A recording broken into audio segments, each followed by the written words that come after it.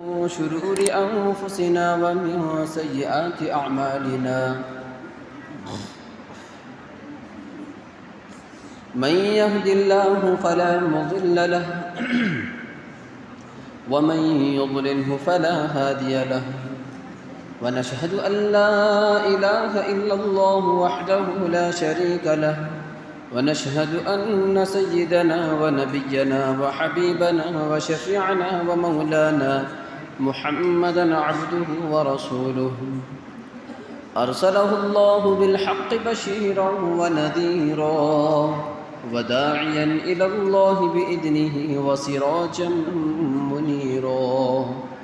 أما بعد فأعوذ بالله من الشيطان الرجيم بسم الله الرحمن الرحيم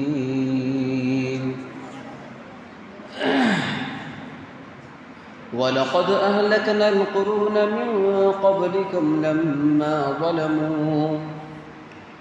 وقال تعالى في موضع آخر وتلك الأيام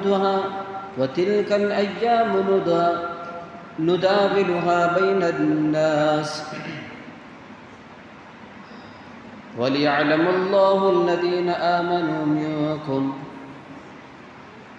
ويتخذ منكم شهداء والله لا يحب الظالمين وقال النبي صلى الله عليه وسلم إنما هي أموالكم ترد عليكم أو كما قال رسول الله صلى الله عليه وسلم اللهم صل على سيدنا محمد وعلى آل سيدنا محمد وبارك وسلم اللهم صل على سيدنا محمد وعلى آل سيدنا محمد وبارك وسلم اللهم صل على سيدنا محمد وعلى آل سيدنا محمد وبارك وسلم محترم حاضرین کرام، بزرگان دین، نوجوانان اسلام، میرے عزیز طلبہ،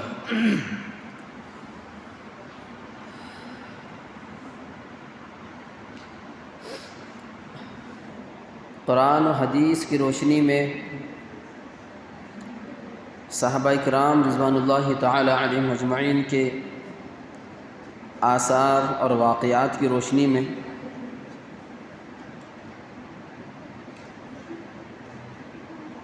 آپ حضرات کے روبرو اس جمعہ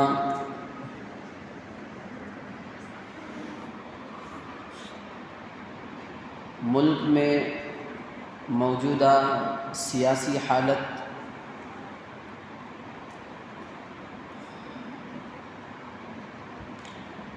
امت مسلمہ کی سیاسی بیداری، سیاسی شعور،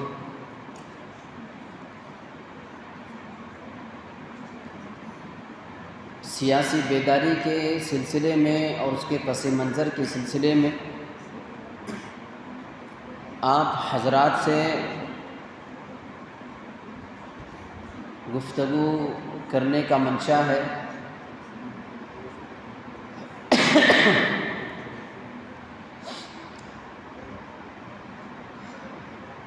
کہ اس وقت مسلم لیڈر، مسلم قوم، مسلم حکمران، مسلم طبقہ جو ہر اعتبار سے اور بالخصوص دیندار طبقہ، اسلامی مزاج سے جڑا ہوا طبقہ، جو سیاسی اعتبار سے طاقت، قوت سب کچھ رکھتا ہے، باوجود اس کے وہ پالیٹکس کے فیلڈ سے، سیاسی شعبوں سے دور کیوں ہے؟ اور مسلمان قوم، امت مسلمہ اس سیاسی میدان کو غیر اہم کیوں سمجھتی ہے؟ اس کو اہمیت کیوں نہیں دیتی؟ اہم کیوں نہیں سمجھتی؟ اس پر مجھے گفتگو کرنا ہے۔ اللہ جل جلالہ عما نوالہ نے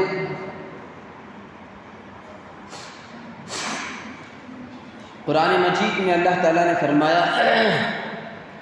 وَلَقَدْ أَهْلَكْنَا الْقُرُونَ مِنْ قَبْلِكُمْ لَمَّا ظَلَمُوا، کہ ہم نے بڑے بڑے بادشاہوں، بڑے بڑے شہنشاہوں، بڑے بڑے طاقتوروں کو ہلاک اور برباد کر دیا ہے۔ آج سے پہلے کئی حکمران، کئی طاقتور اقتدار پر متمکن تھے، سلطنتیں ان کی، حکومتیں ان کی تھی، طاقت ان کی تھی، عدلیہ ان کا تھا، ڈپارٹمنٹ ان کا تھا۔ ہم نے آج سے پہلے کئی حکمرانوں کو ہلاک اور برباد، نیست و نابود کر دیا۔ کب کیا؟ جب وہ انصاف کا راستہ چھوڑ دیے، سچ کا راستہ چھوڑ دیے، بے انصافی، نفرت، ظلم، بربریت کو انہوں نے جب بیس بنا دیا، بنیاد بنا دیا، اس ظلم کی بنیاد پر ہم نے ان کو زمین پر ٹکنے نہیں دیا۔ جس ظلم کی بنیاد پر وہ اپنا سر اٹھا کر جی رہے تھے، اس سر کو ہم نے کاٹ کے رکھ دیا۔ وَلَقَدْ أَهْلَكْنَا الْقُرُونَ مِنْ قَبْلِكُمْ لَمَّا ظَلَمُوا۔ آگے اللہ تعالیٰ فرماتے ہیں ایک اور جگہ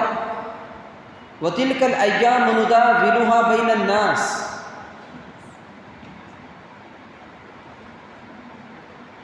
کہ ہم حکومتوں کو، دنوں کو، لمحات کو، ایام کو، نائٹ اور ڈے کو بدلتے رہتے ہیں، مہینوں کو، سالوں کو بدلتے رہتے ہیں۔ آج کوئی سڑک چھاپ ہے، کل کروڑ پتی ہو جائے گا۔ آج کوئی کروڑوں میں کھیلتا ہے، کل وہ روڑ پتی ہو جائے گا۔ آج کوئی غریب ہے، کل مالدار ہو جائے گا۔ آج عالیشان شاندار محلوں میں جیتا ہے، زندگی گزارتا ہے، کل وہ جھوپڑیوں میں زندگی گزارنے پر مجبور ہو جاتا ہے۔ آج مظلومانہ زندگی گزار رہا ہے، کل وہ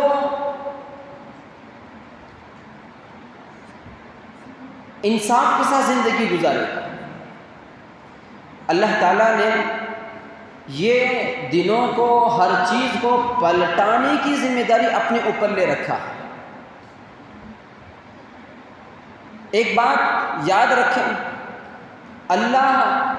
اس دنیا میں کفر کو ہمیشہ برداشت کر سکتا ہے، لیکن اللہ تعالیٰ ظلم کو کبھی برداشت نہیں کرتا۔ ظلم کی بنیاد پر اگر کوئی طاقت ابھرتی ہے، اللہ اسے ٹکنے کبھی نہیں دیں گے۔ جھوٹ کی بنیاد پر، نفرتوں کی بنیاد پر جو حکومتیں سر اٹھاتی ہیں، اللہ ہمیشہ ہر زمانے میں، ہر حالتوں میں ہوا ہے، اللہ نے اس کے سر کو اکھاڑ کے رکھا ہے۔ ایک اور جگہ اللہ تبارک و تعالیٰ فرماتے ہیں ام حسبتم ان تدخلوا الجنة ولما يأتكم مثل الذين خلوا من قبلكم، کیا تم یہ سمجھ رکھے ہو، تم نے یوں سمجھ رکھا ہے کہ تم کو کوئی تکلیف نہیں ہوگی، مسلمانوں سے مخاطب ہو کر، کہ تم پوری سافٹ زندگی گزار کر جاؤ گے، کبھی کوئی کانٹا تک تم کو نہیں چبھے گا؟ ایمان والوں،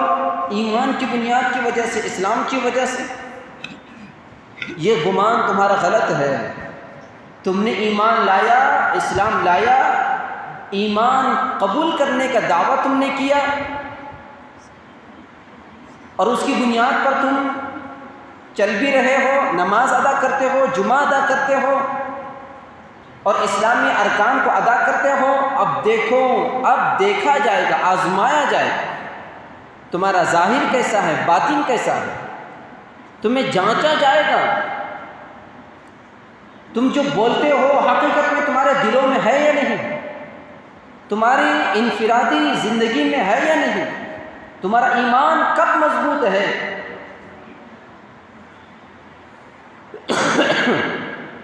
یہ جانچا جائے گا۔ حالات آئیں گے تمہارے اوپر، بڑے بڑے حالات، مصیبتیں، پریشانیاں، غیروں کی طرف سے، کفار کی طرف سے، دشمنوں کی طرف سے، روزی کے اعتبار سے، ملازمت کے اعتبار سے، امپلائمنٹ کے اعتبار سے، اکنامک کے اعتبار سے، شہریت کے اعتبار سے، ہر لائن سے تمہارے اوپر پریشانیاں آئیں گی۔ ان پریشانیوں میں تم سچائی پر رہتے ہو کہ نہیں، تم ایمان کو اپنے بچا کر رکھتے ہو کہ نہیں، تم اللہ کے احکامات کو ان حالات میں کتنا بچا لاؤ گے، یہ اللہ تعالیٰ آزمانا چاہتا ہے۔ اگر کوئی یہ سوچ کے رکھا ہے کہ ایمان آ گیا، پریشانیاں دور، اسلام ہم نے لا لیا، مصیبتیں نہیں آئیں گی، یہ سوچ غلط ہے۔ اللہ حالات لائیں گے، جانچیں گے تمہارا ایمان کتنا مضبوط ہے، اور بڑی بڑی مصیبتیں۔ وَلَمَّا يَأْتِكُم مَّثَلُ الَّذِينَ خَلَوْا مِن قَبْلِكُم مَّسَّتْهُمُ الْبَأْسَاءُ، اور یہ حالتیں، یہ مصیبتیں، یہ پریشانیاں صرف تمہارے اوپر نہیں، آئے دن تمہارے اوپر مصیبتیں آ رہی ہیں، اور ابھی چوکھٹ کے اوپر کھڑی ہوئی ہیں۔ اس سے پہلے بہت سارے مسلمانوں پر بھی حالتیں آئی تھی۔ ایسے حالات میں تم کس کی طرف رجوع کرتے ہو؟ کیا اوپر بیٹھنے والے جن نفرتوں کا سہارا لے کر، دھوکہ کا سہارا لے کر، ناانصافی کا سہارا لے کر، ظلم کا سہارا لے کر جس طرح وہ کمانے میں لگے ہوئے ہیں، اپنا بنانے میں لگے ہوئے ہیں، کیا تم بھی وہی راستہ اختیار کرو گے؟ اس سے پہلے امتوں پر بھی حالات آئے تھے، اور وہ ان حالتوں میں اللہ کی طرف متوجہ ہوئے تھے، رجوع کیے تھے۔ اب دیکھا جائے گا تم ان حالتوں میں، ان مصیبتوں میں اور پریشانیوں میں اللہ کی طرف رجوع ہوگے کہ نہیں ہوگے۔ اللہ کی طرف رجوع ہونے کی وجہ سے ان تمام امتوں پر اللہ کی مدد، اللہ کی نصرت آئی تھی، تم پر بھی اللہ کی نصرت آئے گی، اور اللہ تعالیٰ دشمن کو ہلاک و برباد کر دے گا۔ پھر تمہارا ایمان کامل اور مکمل ہو جائے گا، پھر تمہارے لیے سر بلندی، تمہارے لیے عزت ہے، تمہارے لیے اونچائی ہے، تمہارے لیے طاقت ہے، تمہارے لیے قوت ہے، ساری سلطنتیں، حکومتیں، ہر جگہ تمہارا سر اونچا رہے گا، اللہ کا وعدہ ہے۔ اور اللہ تعالیٰ ایک اور جگہ فرماتے ہیں وَلَوْ أَنَّهُمْ فَعَلُوا مَا يُوعَظُونَ بِهِ لَكَانَ خَيْرًا لَهُمْ وَأَشَدَّ تَثْبِيتًا۔ حالات پر، مصیبتوں میں، پریشانیوں میں، بے روزگاری کی وجہ سے، ظلم بربریت کی وجہ سے جو تم پریشان ہو، ان پریشانیوں میں جبکہ دشمن تمہارا سر کاٹنے میں لگا ہوا ہے، تمہاری نسلوں کو برباد کرنے میں لگا ہے، تمہاری آبادیوں کو، بستیوں کو، شہروں کو تباہ و برباد کرنے میں لگا ہے، ایسے حالات میں تمہیں جو ہدایت دی جاتی ہے، جو تمہیں نصیحتیں کی جاتی ہیں، جو تمہیں رہبری کی جاتی ہے، ان تمام ہدایات اور نصیحتوں پر تم عمل کرتے ہو کہ نہیں کرتے ہو؟ کتنا تم ان واعظ و نصیحتوں پر عمل کرتے ہو؟ اگر اللہ تعالیٰ فرماتے ہیں کہ جو لوگ ہلاک کر دیے گئے دشمنوں کی طرف سے، مسلمانوں کو ہلاک کر دیا گیا، اگر وہ لوگ بتائے ہوئے راستے پر چلتے، اپنے ایمان پر مضبوطی سے ڈٹے رہتے، وَلَوْ أَنَّهُمْ فَعَلُوا مَا يُوعَظُونَ بِهِ، جو کچھ ان کو کہا گیا اس پر اگر وہ وہی کام کرتے جو ان کو نصیحت کی گئی تھی، ان کے لیے بہت بہتر تھا، بہتری تھی ان کے لیے، لکان خیرا لہم واشد تثبیتا، ان کے لیے بہت زیادہ سربلندی تھی اگر وہ ڈٹے رہتے، استقامت کے ساتھ جمے رہتے، اللہ تبارک و تعالیٰ ان کو حکومتیں دے دیتا، سلطنتیں دے دیتا۔ اللہ کا یہ وعدہ ہے۔ اب ان تمام آیات پر غور کرنے پر معلوم ہوتا ہے کہ اس سے پہلے جو بھی حالات آئے ہیں وہ ایک ہی حال پر باقی نہیں رہا۔ جس پر جو بھی حالات آئے پوری دنیا میں، پورے آل ورلڈ میں جن پر جس طرح کے بھی حالات آئے ہیں وہ حالات ان پر باقی نہیں رہے۔ ایسا نہیں ہوا ہے کہ فرعون کو حکومتیں دی گئی، ان کو سلطنتیں دی گئی، اور پھر جب اس نے ظلم کرنا شروع کر دیا، اس نے جب ناانصافیاں شروع کر دی، ایسا نہیں ہوا ہے کہ اس کو ہلاک نہیں کر دیا گیا۔ قارون کو خزانے دی گئی، مال دولت کے خزانے اس کو دی گئی، چابیاں دی گئی، عیش عشرت کا ہر سامان اس کے پاس مہیا تھا۔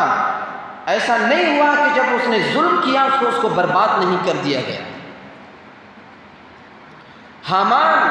کو بڑی وزارت دی گئی تھی، وزارت کی بنیاد پر نہ جانے اس نے کیا کیا کارنامے انجام دیا۔ جب اس وزارت کے بل بوتے پر اس نے ظلم کرنا شروع کر دیا، لوگوں کے حقوق کو مارنا شروع کر دیا، جب ظلم کیا تو ظلم کی بنیاد پر ایسا نہیں ہوا کہ اس کو نیست و نابود نہیں کر دیا گیا۔ جس نے بھی، جس سلطنت نے بھی، جس حکومت نے بھی جب بھی اپنی طاقت کے بل بوتے پر ظلم کرنا شروع کیا ہے، مظلوموں پر، بے کسوں پر، کمزوروں پر، اپنی رعایا پر، اپنے عوام پر، اپنی پبلک پر، اپنی جنتا پر ظلم کرنا شروع کر دیا، تو اس ظلم کی وجہ سے اللہ نے ان کی تختوں کو پلٹ کر رکھ دیا ہے۔ ایسا کبھی نہیں ہوا، ہمیشہ حالات بدلتے رہتے ہیں۔ بچہ کبھی بچہ نہیں رہتا، جوان بھی ہوگا، جوان کبھی جوان نہیں رہتا، ہمیشہ وہ بوڑھا ہوگا۔ صحت مند ہمیشہ صحت مند نہیں رہتا، بلکہ وہ بیمار بھی ہوگا۔ بیمار ہمیشہ بیمار نہیں رہتا، بلکہ طاقت، قوت، صحت مندی، تندرستی ضرور اس کو آئے گی۔ اسی طرح یہ ظالم حکمران اپنے اپنے حکومتوں پر، سلطنتوں پر ٹکے ہوئے ہیں، اور ظلم کے ظالمانہ، کافرانہ فیصلے جو لے رہے ہیں، یہ حالات ان پر ہمیشہ نہیں رہیں گے، بلکہ اللہ کی طرف سے پکڑ ہوگی، شدید پکڑ ہوگی۔ حضرت قاری طیب صاحب رحمۃ اللہ علیہ فرماتے ہیں کہ یہ لوگ جو عیش عشرت کی، آسانی کی زندگیاں گزار رہے ہیں، لاکھوں میں، ہزاروں میں، کروڑوں میں، ان کو آپ یہ مت سمجھو کہ یہ نعمتوں میں ہیں۔ حضرت قاری طیب صاحب رحمۃ اللہ علیہ فرمایا کہ یہ نعمتوں میں نہیں ہے، بلکہ یہ مہلتوں میں ہے، مہلت میں جی رہے ہیں۔ ان کو بس مہلت دی گئی ہے، کچھ ٹائم ان کو دیا گیا ہے۔ یہ مہلت میں اگر وہ اپنے آپ کو سنبھال لیں، اپنے آپ کو سدھار لیں، اپنے آپ کو بنا لیں، تو اللہ یہ مہلت کی بنیاد پر ان کو معاف کر دے گا، ان کی حکومت ان کے اوپر باقی رکھے گا، ان کے بدلے میں اللہ تعالیٰ ان کو اور نعمتوں میں اضافہ کر دے گا۔ لیکن نہیں کریں گے، مہلتوں کا فائدہ نہیں اٹھائیں گے، نیست و نابود کر دیا جائے گا۔ نسلیں نسلیں قیامت تک کے لوگ ان کو برا بھلا کہیں گے، لعنتیں بھیجیں گے ان کے اوپر، ان کی نسلوں کو بھی بخشیں گے نہیں، ان کا جینا حرام کر دیں گے۔ یہ اللہ کی طرف سے وعدہ ہے۔ اور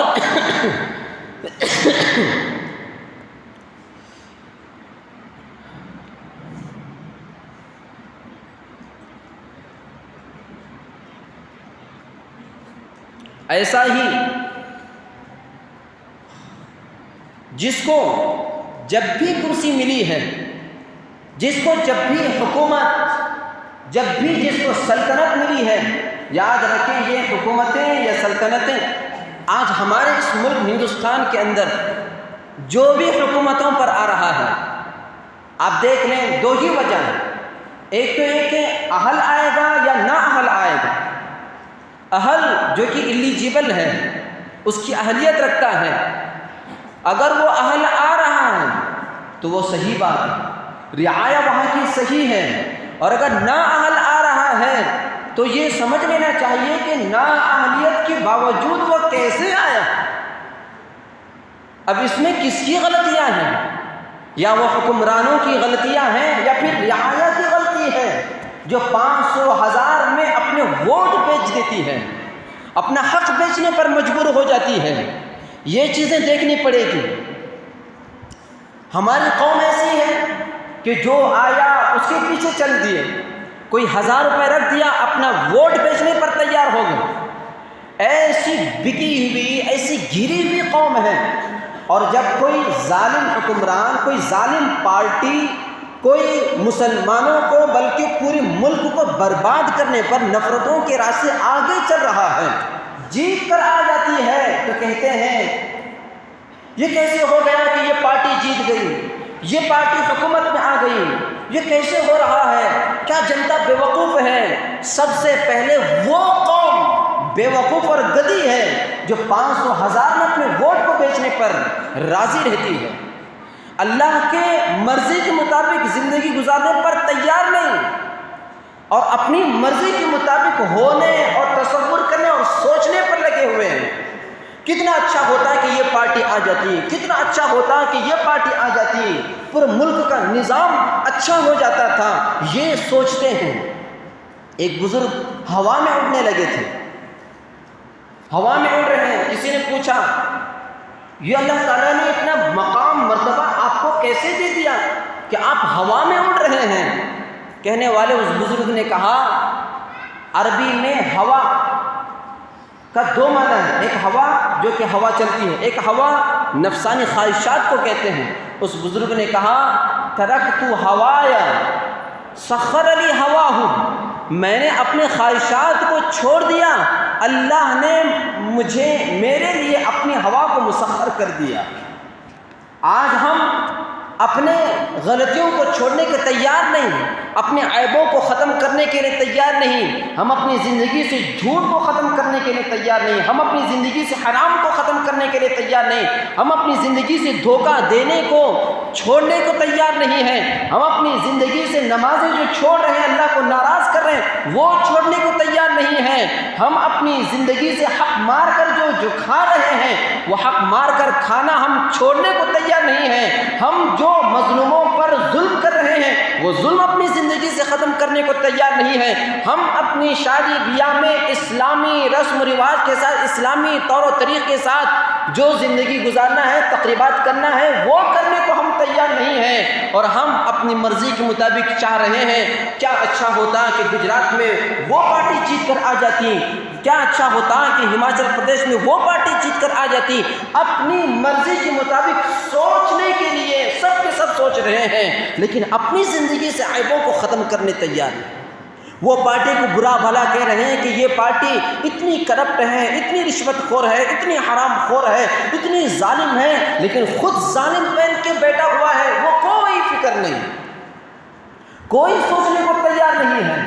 کہ میں نے کتنے لوگوں کا حق مار کے کھایا ہے، کتنا حرام کاری سے میں نے کھایا ہے، کتنا سود میں مبتلا ہو چکا ہوں، میرا گھر لون کی وجہ سے حرام میں مبتلا ہو گیا ہے، میرا کاروبار لون لینے کی وجہ سے سود کی وجہ سے حرام کاری میں مبتلا ہو چکا ہے، کتنے غلطیوں میں مبتلا ہو چکا ہوں، میں اپنے بچوں کو ایجوکیشن کے نام پر بے حیائی کے اڈوں کے حوالے کر کے اپنی اولاد کو، اپنی نسل کو میں بے حیا بنا رہا ہوں، زانی بنا رہا ہوں، منہ کالا، جہاں چاہے اپنے بچوں کو منہ کالا کرنے کے لیے میں چھوڑ دے رہا ہوں۔ ایسی حالت، اپنی زندگی کو سدھارنے کی کوئی فکر نہیں، لیکن ہم یہ سوچتے ہیں کہ کیا اچھا ہوتا وہ پارٹی اگر حکومت میں آ جاتی، ستے پر آ جاتی تو کتنا اچھا ہوتا۔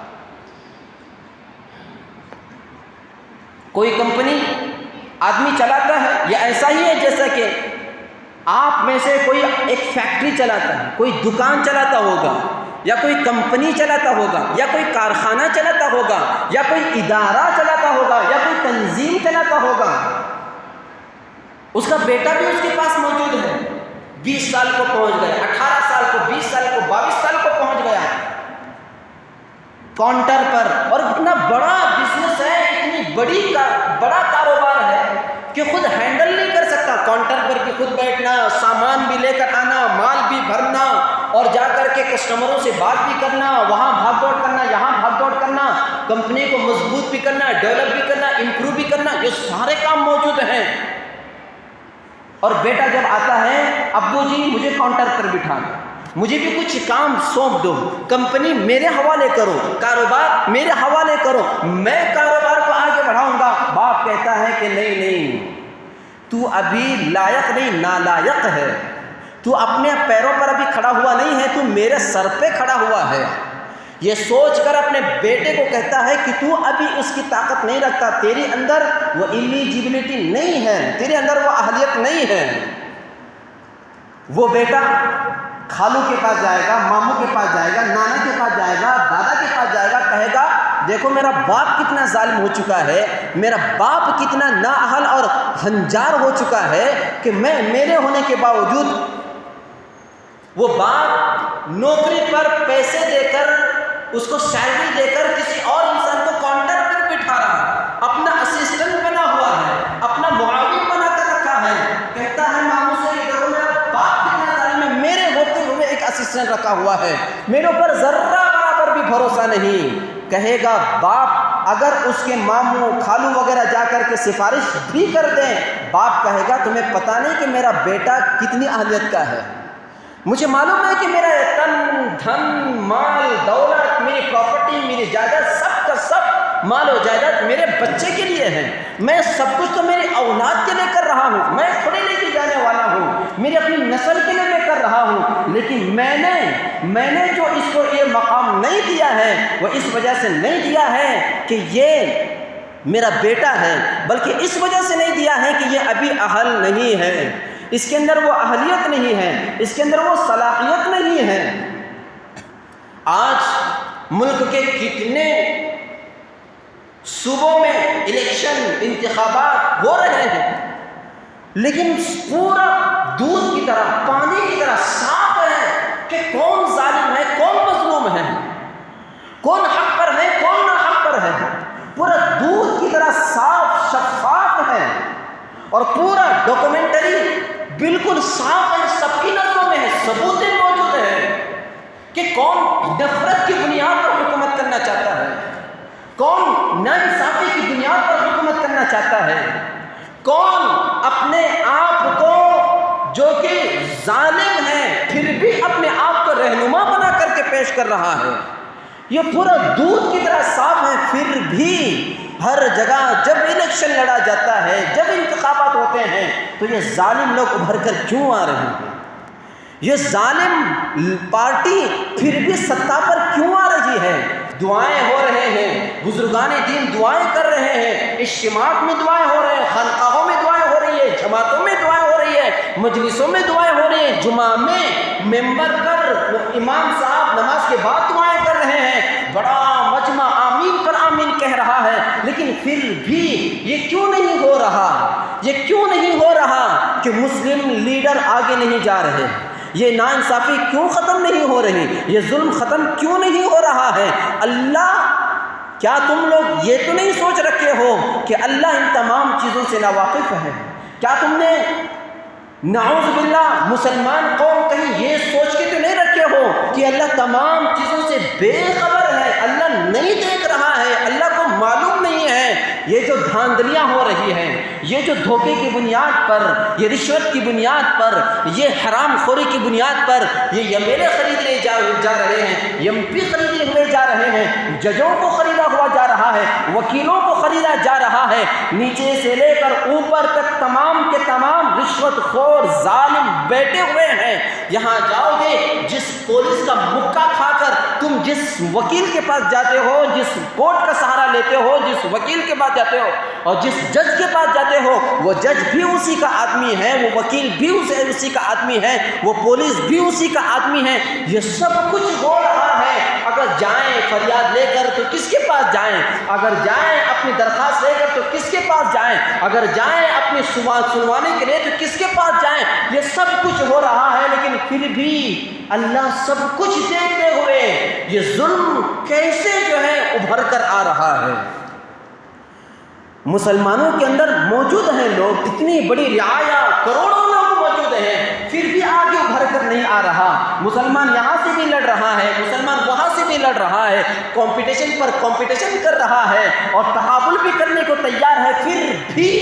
لوگ انصاف اور ظلم میں فرق کیوں نہیں کر رہے ہیں؟ یہ ایسا ہی ہے جیسا کہ باپ کے سامنے بیٹے کی سفارش لے کر کے آنا، بیٹے کا یہ کہنا مجھے کمپنی حوالے کر دو، مجھے دکان حوالے کر دو، مجھے فیکٹری حوالے کر دو، لیکن بیٹا نالائق ہے، اس کے اندر اہلیت نہیں ہے، اس کے اندر حلال و حرام کی تمیز نہیں ہے۔ آج جو اقتدار پر بیٹھے ہوئے ہیں، جتنا ملک کو لے کر کے جا رہے ہیں، یہ لوگ اتنے ناہنجار ہیں، اتنے نالائق ہیں، اتنے جو ہے کمزور اور کم ظرف ہیں، اگر یہ لوگ آئیں گے یہ جو جتنا دھوکہ کر رہے ہیں اسے ڈبل دھوکہ کرنے والے بن جائیں۔ وہ کرسیوں پر بیٹھے ہوئے ہیں، کروڑوں کے دھوکہ کر رہے ہیں، تم اپنی دکان پر بیٹھے ہوئے ہو، تم چلروں میں ہزاروں میں دھوکہ کر رہے ہو۔ وہ دھوکے باز میں اور تمہارے دھوکے بازی میں کیا فرق رہا؟ تم کو موقع کروڑوں کا دھوکہ کرنے کا نہیں ملا، اس وجہ سے تم نے کروڑوں کا دھوکہ نہیں کیا، تم کو صرف 100 میں دھوکہ کرنے کا موقع ملا ہے، لاکھوں میں جھوٹ بول کر کمانے کا موقع ملا، اس وجہ سے تم ہزاروں اور لاکھوں کما رہے ہو۔ تم کو اللہ کا ڈر نہیں ہے، اللہ کا خوف نہیں ہے، دکان پر بیٹھ کر کسٹمر کو نہ جانے کتنے وعدے دعوے کر کے، کتنے خواب دکھا کر کے اپنے مال کو بیچتے ہو، اللہ کا خوف نہیں ہے۔ اگر وہی کرسی جس دکان پر، فیکٹری پر، کمپنی پر بیٹھ کر جو تم دھوکہ دے رہے ہو، جھوٹ بول کر کے کر رہے ہو، اگر تم کو گرہ منتری کی کرسی دی جائے، اگر تم کو حکومتیں دی جائے، اگر تم کو اقتدار دی جائے تو تم کیا کرو گے؟ ملک کا بیڑا غرق کر دو گے۔ دیکھ لو آج ایک مسلم آبادی سے اگر کوئی مسلم امیدوار کھڑا بھی ہوتا ہے، ابھی گجرات کا الیکشن کا پوری رپورٹ اٹھا کر کے دیکھ لو، مسلم آبادی میں جو مسلم امیدوار کھڑا ہوا ہے، ایک کو ہرانے کے لیے 10 15 مسلم امیدوار کھڑے ہوئے تھے۔ میں آؤں گا، یہ کیوں آئے گا؟ میں نہیں آؤں گا تو یہ بھی نہیں آنا چاہیے۔ یہ حالتیں ہیں تو پھر کہاں سے امت جو ہے آگے بڑھے گی؟ امت کا کیا حال ہوگا؟ یہ حالتیں آج ہمارے مسائل سے شکار، امت آج ان تمام مسائل سے شکار ہو رہی ہے۔ اس کے لیے دونوں طرف سے غلطیاں ہو رہی ہیں۔ ہماری سب سے پہلی غلطی یہ ہے، اللہ کے نبی علیہ الصلوۃ والسلام نے ارشاد فرمایا، انما ہی اموالکم انما ہی اعمالکم ترد علیکم، یہ سب کے سب تمہارے اعمال ہیں جو اعمال کی بنیاد پر تمہارے اوپر فیصلے ہو رہے ہیں۔ ڈاکٹر صاحب کے پاس پیشنٹ آیا، کہا پیٹ میں بہت درد ہو رہا، یہاں درد ہو رہا۔ ڈاکٹر صاحب نے پوچھا رات میں کیا کھائے تھے؟ خوب ٹکا کر کے پارٹی میں جا کر، ولیمے کی پارٹی میں جا کر، یا شادی کی پارٹی میں جا کر، گرین گارڈن میں جا کر، یا کہیں اور جا کر کے خوب ٹکا کے کھایا، موقع مل گیا، اچھا صبح میں پیٹ میں درد ہو گیا، ڈاکٹر صاحب کے پاس گیا، ڈاکٹر صاحب نے پوچھا رات میں کیا کھایا تھا؟ دوا کر کے اتنا درد ہو رہا ہے۔ ڈاکٹر صاحب تو یہی پوچھیں گے نا، رزلٹ دیکھ کر ریزن کو پوچھیں گے، رزلٹ دیکھ کر ریزن کو پوچھا جائے گا۔ اسی طرح پولیس اگر کسی آدمی کو مار رہا ہے، لوگ دیکھ کر کے سمجھیں گے کہ کیا ظالم ہے، کتنا ظلم کر رہا ہے، لیکن جب پولیس سے پوچھا جائے پتہ ہے کہ میں کیوں مار رہا ہوں، اس کا بیک گراؤنڈ تمہیں پتہ ہے، اس کا پس منظر پتہ ہے؟ باپ اپنے بیٹے کو خوب مکے، خوب لاتوں سے مار رہا ہے، لوگ دیکھنے والے دیکھ رہے ہیں کتنا ظالم باپ ہے، لیکن باپ کو معلوم ہے کہ بیٹے نے کیا حرکتیں کی ہے، یہاں رہ کر کیا حرکتیں کی ہے، کیا گناہ کیا ہے، کتنے سزا کا مستحق ہے، کیسے لاکھوں سے مارنا چاہیے، باپ کو معلوم ہے، لیکن ہر ایک سمجھ رہا ہے کہ ظالم ہے۔ اسی طرح یہ جو فیصلے ہو رہے ہیں گجرات کا فیصلہ ہوا، ہماچل کا فیصلہ ہوا، یہ ریزلٹ دیکھ کر پتہ چل جاتا ہے کہ تم کتنے پانی میں ہو۔ یہ نتیجے دیکھ کر معلوم ہو رہا ہے کہ تم اپنی دکانوں میں بیٹھ کر، تم اپنی نوکریوں میں بیٹھ کر، تم اپنے جاب میں بیٹھ کر، تم اپنی جگہوں میں بیٹھ کر، تم اپنے کاروبار میں بیٹھ کر کتنا دھوکہ بازی کر رہے ہو، کتنا جھوٹ سے کام لے رہے ہو، کتنا پھنسا کر کام کر رہے ہو، کتنا لوٹ کر کام کر رہے ہو۔ یہ دیکھ کر معلوم ہوتا ہے کہ تمہارے ریزن کیا ہیں، اللہ کے فیصلے کیوں نہیں ہو رہے ہیں، اللہ کی مدد کیوں نہیں آ رہی ہے۔ یہ ظالم سر اٹھا کر کے جو جی رہا ہے، یہ اس وجہ سے نہیں ہے، یہ اس وجہ سے نہیں ہے کہ وہ جیت پر جیت ہے اپنی طاقت کی بنیاد پر اور اللہ نہیں دیکھ رہا ہے، ایسا نہیں ہے، بلکہ ایسا ہے کہ تم نے رات میں ٹکا کر کے کھایا ہے، تم نے اپنی دکانوں میں دھوکے سے رکھا ہے، تم اپنے دکانوں میں جھوٹ پر کام کر رہے ہو۔ انما ہی اعمالکم ترد علیکم، تمہارے اعمال کے مطابق تمہارے اوپر فیصلے کیے جاتے ہیں۔ ڈاکٹر نتیجہ دیکھ کر ریزن پوچھتا ہے، یہ جو نتیجے سامنے آ رہے ہیں، یہ ریزلٹ جو سامنے آ رہا ہے، صاف ظاہر ہوتا ہے کہ یہ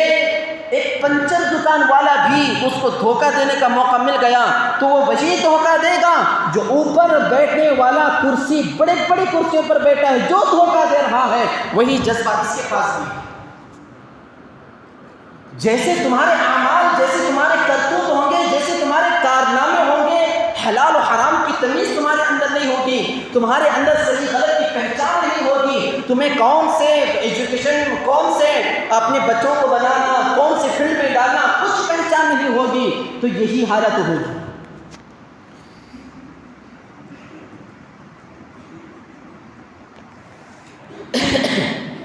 اسی طرح آپ ایک سوچئے، پارلیمنٹ میں کتنے لوگ موجود ہیں؟ ہماری ہندوستان کی آبادی کروڑوں میں ہے، پارلیمنٹ میں کتنے لوگ ہیں؟ زیادہ سے زیادہ 1000 تک، 500 600۔ یہ 500 600 کو اگر پورے کے پورے متحد ہو جائیں گے تو یہ 500 کو کھاٹنے میں دیر لگے گی۔ ایک درخت بڑا لگا ہوا، ہر ایک آ رہا ہے، مکہ مار رہا ہے، ایک بڑا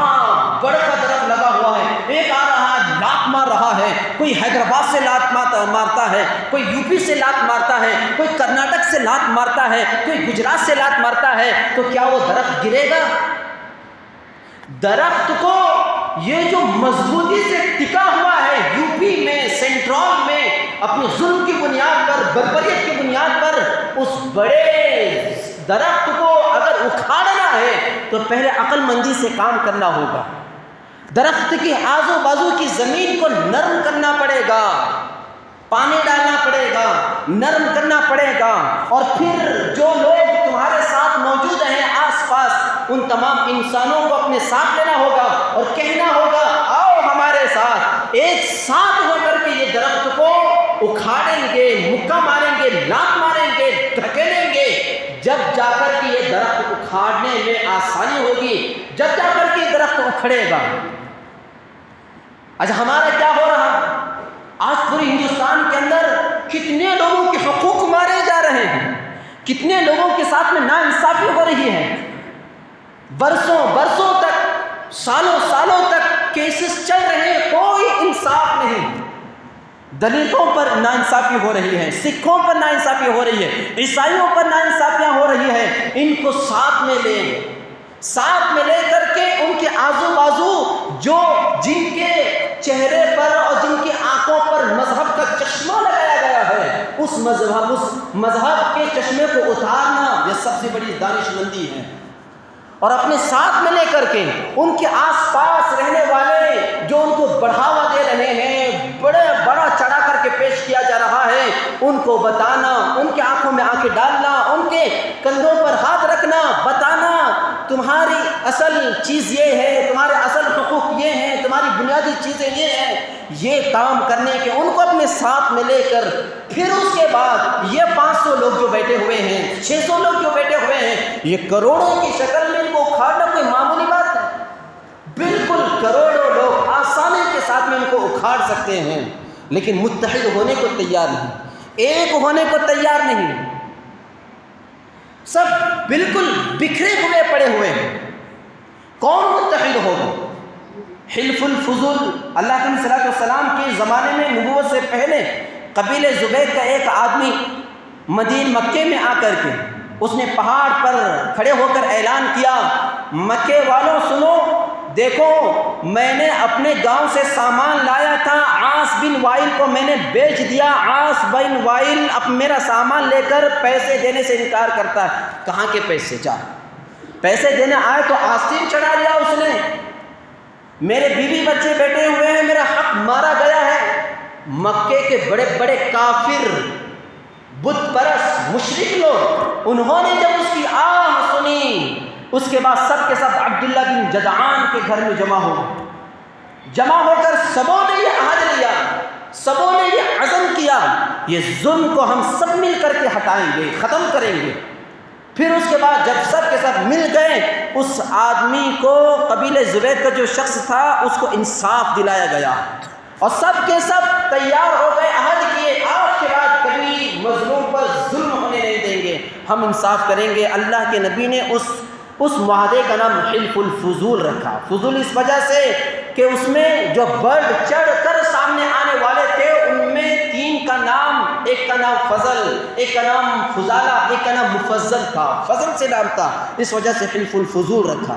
مدینے میں جا کر حضور نے خواہش ظاہر کی، اگر کافر لوگ بھی ایسی یونین بنائیں گے جس میں مظلوموں کا حق دلایا جائے گا، بے قصوں کا انصاف دلایا جائے گا، میں خود اس میں شریک ہو جاؤں گا۔ آج کتنے بے قص، کتنے مظلوم لوگ ہیں ہمارے ہندوستان کے اندر، ہمارے آس پاس رہتے ہیں، ہمارے ساتھ میں گھومتے ہیں، ہمارے ساتھ ان کے تعلقات ہیں، ان کو بتائیں تمہارے اصل اپنے اولاد کی، اپنی نسلوں کی جو ذمہ داری اصل چیزیں وہ ہیں، ان کو جو مذہب کا چشمہ بٹھا دیا گیا ہے، وہ دیکھ رہے ہیں سب کچھ کہ پیٹرول مہنگا ہو رہا ہے، اکنامی گھٹتی ہوئی جا رہی ہے، امپلائمنٹ ختم ہوتا ہوا جا رہا ہے، ڈیزل کی قیمتیں بڑھتی ہوئی جا رہی ہیں، اور پھر اور جو ہے گروسری آئٹم مہنگا ہوتا ہوا جا رہا ہے، راشن مہنگا ہوتا ہوا جا رہا ہے۔ یہ سب کچھ ہونے کے باوجود گجرات کی جنتا بھی جہاں بھی الیکشن ہو رہا ہے سب کے سب ووٹ کر رہے ہیں۔ کیوں؟ مذہب کا چشمہ بٹھا دیا گیا، ان کو کیا ان کے حقوق ہیں، ان کی نسل کے لیے کیا چیزیں ہیں پتہ نہیں ہے۔ ہماری ذمہ داری ہے، ہمیں ان کو بتانا پڑے گا، ہمیں ان کو سمجھانا پڑے گا، ان کو اپنے اخلاق دکھانے پڑیں گے۔ لیکن ہمارا حال یہ ہے، جب بھی ہمارا ان کا واسطہ پڑ جاتا ہے دکان پر، کسٹمر کے ذریعے سے، پارٹنر کے ذریعے سے، گراہک کے ذریعے سے یا پڑوسی کے ذریعے سے، ہم دھوکے سے کام لیتے ہیں، ہم جھوٹ سے کام لیتے ہیں، ہم خیانت سے کام لیتے ہیں، اس وجہ سے یہ حالات ہو رہے ہیں۔ دعا فرمائیں اللہ تبارک و تعالی ہم تمام کو عمل کرنے کی توفیق عطا فرمائیں۔ آمین۔ وآخر دعوانا ان الحمد للہ رب العالمین۔